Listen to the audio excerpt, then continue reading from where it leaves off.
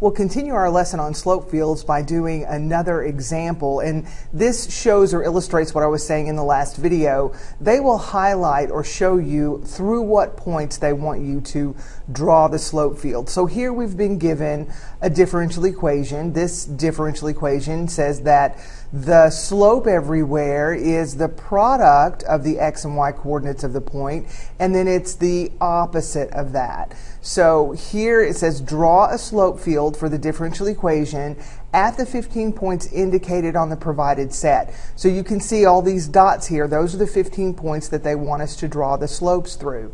So let's start right here at this point, and you'll see the process. It's the same process we did before. This is the point, -2, +1, and so the slopes everywhere are the opposite of the x coordinate times the y coordinate. So the slope through that point is going to be a +2. So I like to go and do all of a list and make sure that using the exact differential equation they gave me, I find what the slopes are at all the points they require, and then I go in and draw the slopes. So we're going to use the point -1, 1, and that is the opposite of -1 times 1, so that's a +1. We'll use the point 0, 1, and that is the opposite of 0 times 1, and that's 0. And as a matter of fact, we could even determine every time either x or y equals 0, of course y doesn't equal 0 at any of the points, but every time x equals 0, the slope's going to be 0. So we could go ahead and pick up the point 0, 2 here, because we know that's going to equal 0, and 0, 3. So anything like that that you can do to kind of make your work quicker, go ahead and do that. The point 1, 1 is negative +1 times +1, so that's a -1. The point 2, 1 will give us a slope of -2. That kind of looks, that's a -1 there. Let's pop up here and let's get -2, +2. That's going to give us a slope of +4, and we'll pick up -1, +2. That is a slope of +2. We've already got this point, so we'll hop over to +1, +2, and that's a slope of -2. We'll pick up +2, +2, and that's a slope of -4. Finally, we'll come back up here to -2, 3, and that is going to be a slope of +6. And you'll see the bigger the numbers get, positive or negative, the harder it is to kind of draw them steeper and steeper and steeper. So we as AP readers, we understand that. We're just going to kind of hold you to, like I said, a standard where we're going to measure you against yourself and make sure you do show us that you realize the slope is steeper. So there's a +3. We already have this point. We need the point 1, 3. So that's a slope of -3, and then finally the last point is the point 2, 3, so there's a slope of -6. So now let's draw the pieces of slope field. So we're back up here, and the slope through this point was a +2. And again, I can kind of get an idea of what the slope will look like by, here is a rise of 2 and a run of 1, so I know I need to draw something that looks like that. Here is the point -1, 1. That has a slope of +1, and I can tell that the slope of +1 should look something like this. And the standard that I'm being measured against myself is that this should be shallower but still positive, because this is +1 and this is +2. The slope here is 0. The slope here is 0, and the slope here is 0. The slope through 1, 1 is a -1, so that should look something like this. The slope through 2, 1 is a -2. That should look something like this. The slope through -2, 2 is a +4, so that's going to be fairly steep. It definitely needs to look steeper than my +2.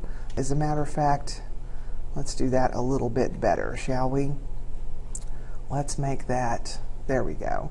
And let's see where we are. We're at negative 1, 2. That's a slope of positive 2. So that should look a lot like this one. And then we are here. That's a slope of negative 2. And then we have a slope of negative 4. So it should look roughly like this one, but in the negative direction. Here we have a slope of positive 6. So I'm really going to have to show that that's a lot steeper than this one.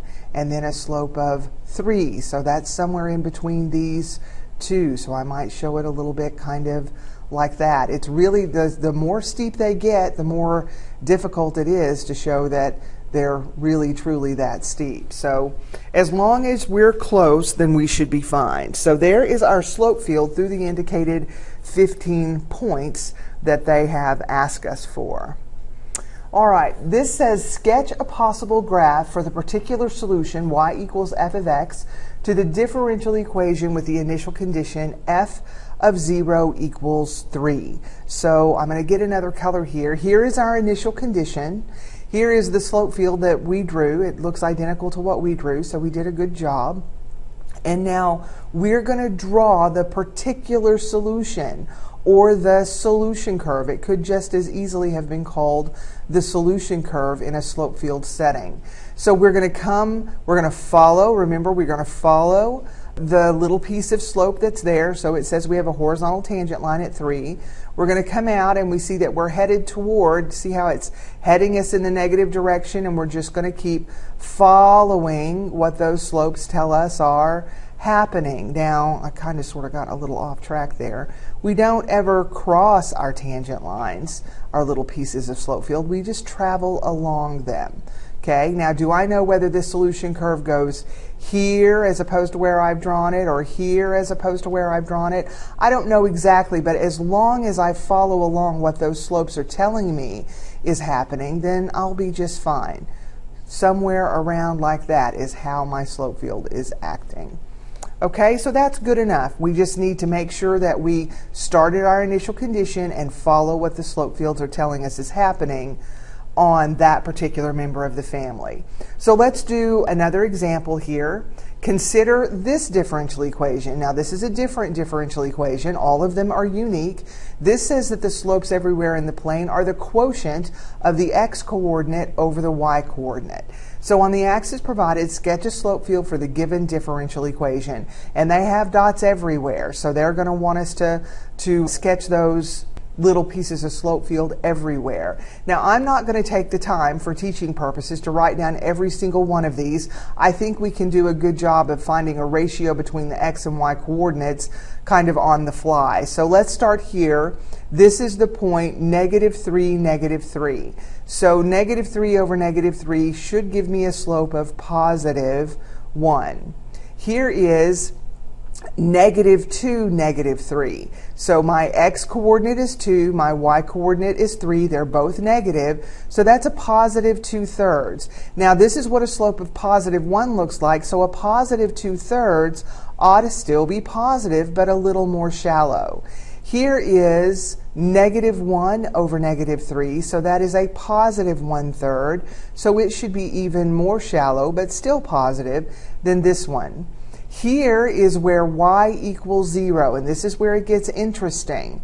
Where x equals 0 and y equals -3. So there's the horizontal tangent line. Sorry, it gets interesting when y is 0, which we'll see when we get along the x-axis. So here is the point +1, -3. So that is a -1/3, so it should have this basic slope, but in the negative direction. That's what they're going to look for.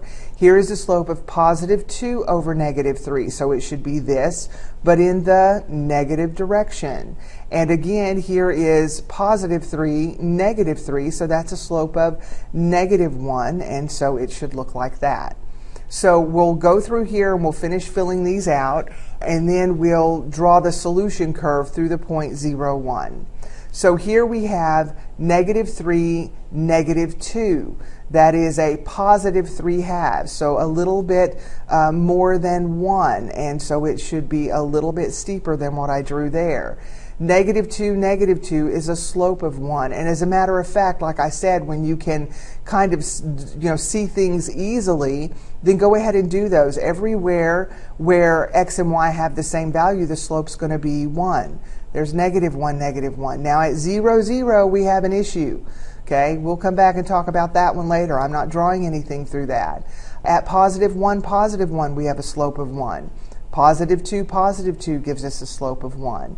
And 3, 3 gives us a slope of 1. And as a matter of fact, when they're the same value but opposite in signs, we're going to have a slope of -1. So I can fill all those out. So it's not like it takes forever to fill out a whole lot of points on a slope field. Just look for trends. Everywhere that x is 0 and y is not 0, so everywhere but at the origin, along the y-axis, all of our slopes are 0. So let's hop back down here to this point. Here is the point -1, -3. So, I'm sorry, -1, -2. Help me.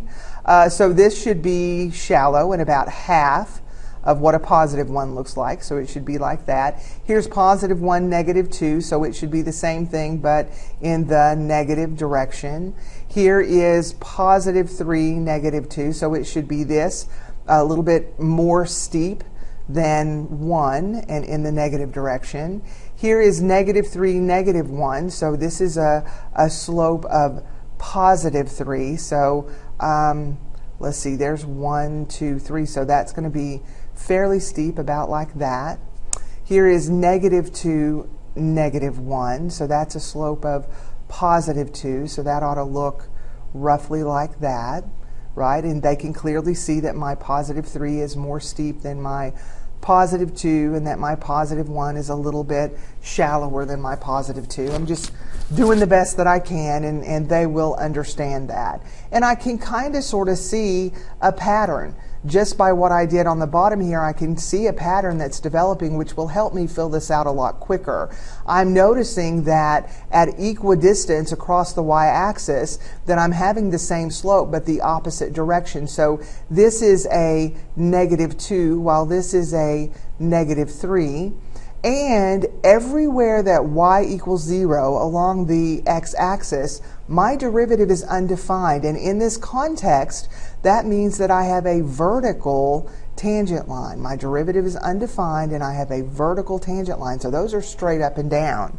All right, so at the point 2, 1, I have a slope of 2. At 3, 1, I have a slope of 3. At the point 1, 2, I have a slope of 1/2. At the point, 3, 2, I have a slope a little bit steeper than 1 at 3/2. At the point 1, 3, I have a slope of 1/3. And at the point 2, 3, I have a slope of 2/3, so not quite a slope of 1. Here is the point -1, 2, so that's a slope of -1/2. That was a 1/2. So again, I see this pattern that my slopes are going to be the opposite of what I've got over here. Here's a positive slope, that's a negative slope. Here's a positive slope, that's negative, that's even more steep. And we have that kind of thing going on. So it didn't take a long time for us to fill that out. Now what's happening at the origin? Because at the origin, the slopes are 0 over 0. So I can't say even at the origin that I have a vertical tangent line. All I can say is I don't know what's happening at the origin, so I'm not going to fill anything out there. It's not undefined, it's indeterminate. And we know from L'Hopital's rule and limits, sometimes there may be an output on the function there. So we don't know what's going on there, so we're not going to draw anything there. So we want a solution curve through the point 0, 1. And here's the point 0, 1. And so again, we're going to come off there, and what we're going to do is we're just going to follow what our little pieces of slope tell us is going on. So there's what our solution curve would look like.